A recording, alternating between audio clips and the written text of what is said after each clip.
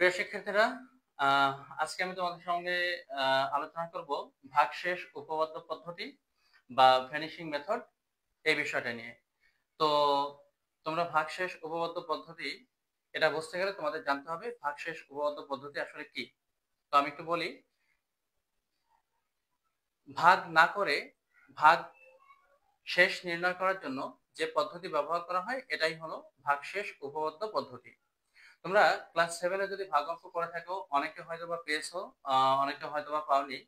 তো যাই হোক, তোমরা 7 এর বইটা একটু খুঁজলেই দেখবে যে এরকম কিছু ভাগ অঙ্ক আছে, যেমন x-2 বা x-3, এটা দ্বারা এরকম x² - 5x + 6 এই ধরনের কিছু অঙ্ক এভাবে ভাগ করে এখানে একটা অ্যান্সার আসতো, তারপর এখানে অনেক কাজ টাজ করে টরে শেষে গিয়ে এখানে একটা অ্যান্সার পাওয়া যেত। তো যাই হোক, এই যে শেষে গিয়ে এখানে যেটা পাওয়া যেত এটা হলো ভাগশেষ। তো এই ভাগশেষটা আসলে বের করা হতো ভাগ করে বা এর ভেতরে অনেক কাজ করে। তো এখন আমরা আসলে এত কাজ করব না, আমরা এত কাজ না করে আমরা সহজ একটা উপায়ের মাধ্যমে আসলে এই ভাগশেষটা নির্ণয় করা শিখব। তো দেখো সেটা কিভাবে করা হয় সেটা বোঝানোর জন্য আমি তোমাদের সঙ্গে শেয়ার করব এই দুইটা অঙ্ক। তো আমি দুইটা অঙ্ক এখানে লিখে নিয়েছি। তো তার প্রথম অঙ্কটা আমি সলভ করতে যাচ্ছি। দেখো এখানে লেখা আছে পি অফ এক্স সমান এত হলে পি অফ এক্স কে এত দ্বারা ভাগ করলে ভাগশেষ কত হবে তা নির্ণয় করো। ওকে, তো আমরা একটু লিখে নিই যে দেওয়া আছে পি অফ এক্স এটা সমান 2x³ - 5x² + 7x - 8। ওকে, তো এটাকে ভাগ করার কথা বলা হয়েছে, তোমরা হয়তো জেনে থাকবে যাকে ভাগ করা হয় ওটা আসলে ভাজ্য, আর যেটা দ্বারা ভাগ করা হয় এটা আসলে ভাজক। তো এই ভাজক দ্বারা আমরা আসলে এটাকে ভাগ করে ভাগশেষ নির্ণয় করব। তো এটা করার জন্য তোমরা একটা কাজ সবসময় একটু মনে রাখবা, এখানে যে ভাজকটা দেওয়া থাকবে সেই ভাজকটা সমান অলওয়েজ 0 ধরে নিতে হয়।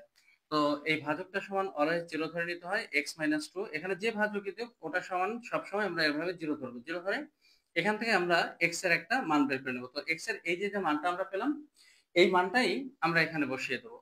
তাহলে আমরা এই p এর ভিতরে এই এক্স এর পজিশনে আমরা এখানে 2 লিখবো, আর এখানে এই যে এক্স এর পজিশনে যা যা বসালাম এই ডান পাশেও আমরা এক্স এর পজিশনে একই জিনিসগুলো বসিয়ে দেবো। তাহলে এখানে কি হবে, এখানে এক্স এর পজিশনে 2, তাহলে এখানেও এক্স এর পজিশনে 2 বসাবো, আর তার উপরে কিউব ঠিক থাকবে, আর এদিকে যে 2 আছে এটাও ঠিক থাকবে। এগুলো সব ঠিক থাকবে, শুধুমাত্র এক্স এর পজিশনে 2। তাই এখানে আবার একই রকম -5 আছে, -5 থাকবে।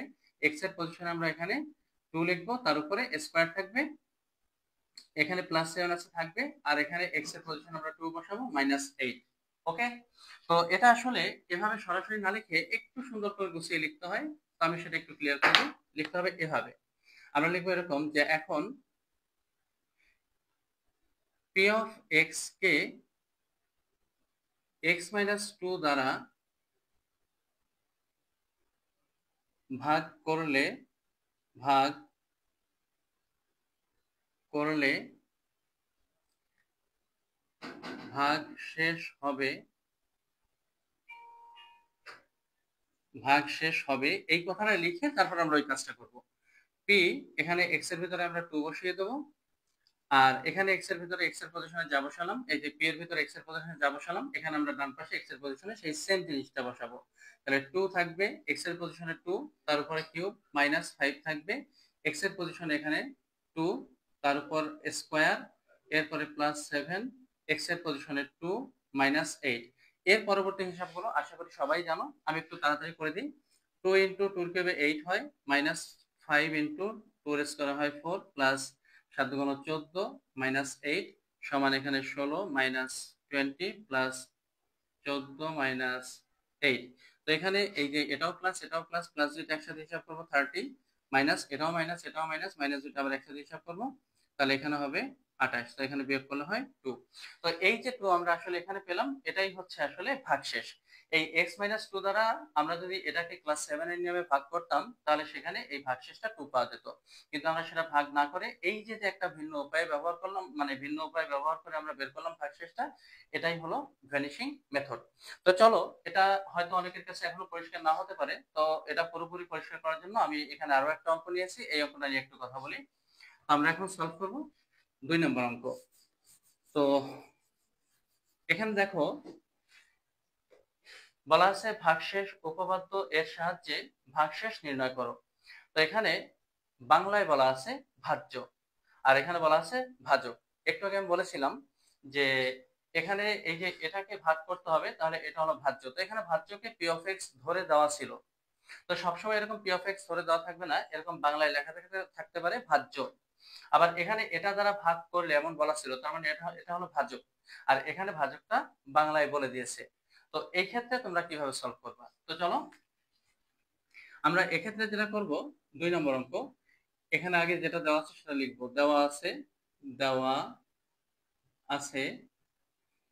ভাজ্য, এটা হলো 2y³ plus y square minus 18y plus 10, এবং ভাজক দেওয়া আছে, ভাজক এটা দেওয়া আছে কত, 2y প্লাস 1।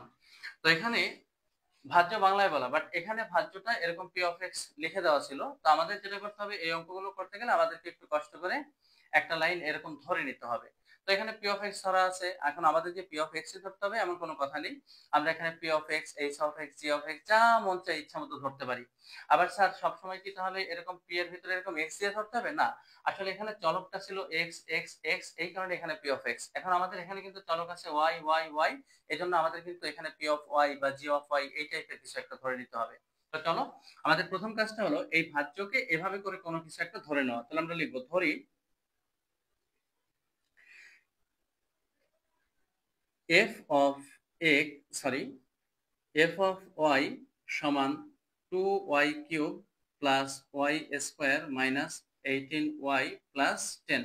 তো এখানে আমি এফ অফ ওয়াই কেন ধরলাম, কারণ এখানে চলকগুলো আছে ওয়াই। ওকে, তো এখন এই বহুপদীটাকে বা এই রাশিটাকে এটা দ্বারা ভাগ করলে ভাগশেষ কত হবে সেটা বের করতে হবে। তো তার জন্য আমরা কি করব, মনে আছে তো? আমি বলেছিলাম যে এই যে ভাজক যেটা, ওইটা সমান অলওয়েজ 0 ধরে নিতে হয়, 2y প্লাস 1 ইকুয়াল 0। তো তারপরে এখান থেকে চলকের মানটা একটু বের করে নিতে হয়, তাহলে 2y ইকুয়াল -1 বা y ইকুয়াল -1/2। তো এই যে এইভাবে করে আমাদের চলকের মানটা একটু বের করে নিতে হবে। ওকে, তো এই যে মানটা আবার বের করলাম, এই মানটা কিন্তু আবার তোমরা অঙ্কের ভিতরে এখানে লিখবে না, এটা হয় তোমরা রাফে কোথাও লিখবে, অথবা যারা মনে মনে চিন্তা করতে পারো মনে মনে এভাবে করে y এর মানটা বের করে নেবে। ওকে, তো আমি এখানে লিখে দেখালাম তোমাদের সুবিধার জন্য। তো যাই হোক, এটা যে এটা এটা ইকুয়াল 0 ধরলে যে -1/2 হয়, এটা মনে মনে কিন্তু বুঝে ফেলা যায়। তো যাই হোক, না পারলে এভাবে লিখে নেবে, রাফে কোথাও, অঙ্কের ভিতর না। তো আমরা কি করব, আমরা দেখলাম যে এটা সমান 0 ধরলে y এর মান আসে -1/2। তো আমরা এখন এখানে কি করব, অতএব লিখে এখানে f এর ভিতরে এই y এর পজিশনে লিখব -1/2। এখন আমি এই যে y এর পজিশনে -1/2 লিখলাম, এই ডান পাশে যেখানে যেখানে y আছে আমি ডান পাশে এই y গুলোর জায়গাতে এখানে এখানে যেমন y এর জায়গাতে -1/2 লিখেছি, এই সেম ভাবে এখানে y এর জায়গাতে আমরা -1/2 লিখবো, বাকিগুলো সব ঠিক থাকবে। তাহলে এখানে 2 এর পজিশনে বসে যাবে, y এর জায়গাতে -1/2 তার উপরে কিউব, তারপরে প্লাস এখানে -1/2 তার স্কোয়ার মাইনাস 18y, সরি ভুল বলেছি, এখানে 18 তার সাথে এখানে -1/2 যাবে, আর এখানে আসবে +10। ওকে, তো এর পরবর্তী হিসাব তোমাদের অনেকেরই এটা এখন পারার কথা, তারপরে অনেক স্টুডেন্ট আছে যারা একটু দুর্বল, তো এই হিসাবগুলো করতে পারে না। আমি তাদের সুবিধার জন্য এই হিসাবটা একটুখানি দেখাচ্ছি। তো দেখো এখানে 2 এর জায়গায় থাকবে, এখানে মাইনাস এর কিউব করলে মাইনাস থেকে যাবে, 1 এর কিউব করলে 1, 2 এর কিউব করলে 8। এখানে অনেক স্টুডেন্ট হয়তো বা এটা বুঝতে একটু সমস্যা হয়, বলে রাখি, এই যে এখানে মাইনাস থাকবে নাকি বাতিল হয়ে যাবে, এটা নিয়ে একটু কনফিউশন তৈরি হয়। তো স্পষ্ট কথা মনে রাখতে হবে, মাইনাসের পাওয়ার যদি এখানে বিজোড় থাকে, বিজোড় বিজোড় থাকলে এখানে মাইনাসটা অল টাইম থেকে যায়, আর পাওয়ারটা যদি জোড় হয় তাহলে মাইনাসটা বাতিল হয়ে যায়। ওকে, তো এখানে পাওয়ার যেহেতু 3 আছে, তো বিজোড় সংখ্যা মাইনাসটা থেকে যাবে, 1 এর কিউব করলে 1 হয়, 2 এর কিউব করলে 8 হয়। ওকে, এবার এখানে একটা ভুল কিন্তু অনেক স্টুডেন্ট করে, ভালো ভালো স্টুডেন্টরা কিন্তু এই ভুলটা করে, খুব সাবধান। এখানে কিন্তু অনেক স্টুডেন্ট এই মাইনাস আর এই প্লাস হিসাব করে দিয়ে এখানে মাইনাস লিখে দেয়, প্লাস মাইনাসে মাইনাস, তারপর লেখে এখানে 1/4, কিন্তু এই হিসাবটা আসলে ঠিক হলো না। আসলে এখানে যেটা করতে হবে, এই এই প্লাসে মাইনাসে মাইনাস এই হিসাবটা কোনোভাবে আগে করা যাবে না। আগে কার কাজ, আগে হলো এই ব্র্যাকেটের কাজ, এই যে এখানে যে স্কোয়ারটা আছে এই স্কোয়ার কাজটা আগে। তো একটু ভাবো তো, স্কোয়ার করলে কি এই মাইনাসটা থাকবে? থাকবে না। তাহলে স্কোয়ার করলে যদি মাইনাসটা না থাকে, তাহলে সেক্ষেত্রে এখানে কিন্তু মাইনাসটা থাকতেছে না, ফলে এই মাইনাস কিন্তু এখানে আর গুণ হতে পারতেছে না, তাহলে এখানে কি নামবে, এই প্লাস আছে এই প্লাসটাই নেওয়া যাবে।